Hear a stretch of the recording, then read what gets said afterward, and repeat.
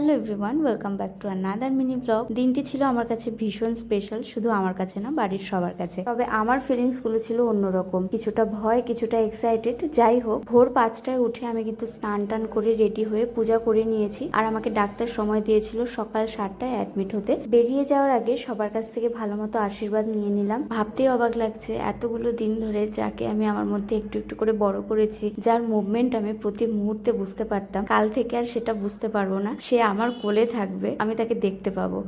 এই ফিলিংসটা না, আমি জাস্ট কাউকে বলে বোঝাতে পারবো না। তো ডাক্তারের সময় দেওয়া মতোই আমরা ঠিক টাইমে বেরিয়ে পড়েছি। আমার সাথে আমার মা, পাপা, আমার শাশুড়ি মা, আমার হাজবেন্ড আর আমার পিস্তত বড়দা গিয়েছিল। ওরা যাওয়ার সাথে সাথে আমাকে কিন্তু ওটির জন্য রেডি করে নেয়, আর ওইদিকে ওরা সবাই ফর্মালিটিস গুলো পূরণ করছিল। এরপর কিছুক্ষণের মধ্যে আমার ওটি হয়ে যায়, তারপর আমাদেরকে বেডে দিয়ে দেয়। আমরা প্রত্যেকে খুশি। বড় ব্লগ অলরেডি চলে এসেছে, চাইলে দেখে নিতে পারো।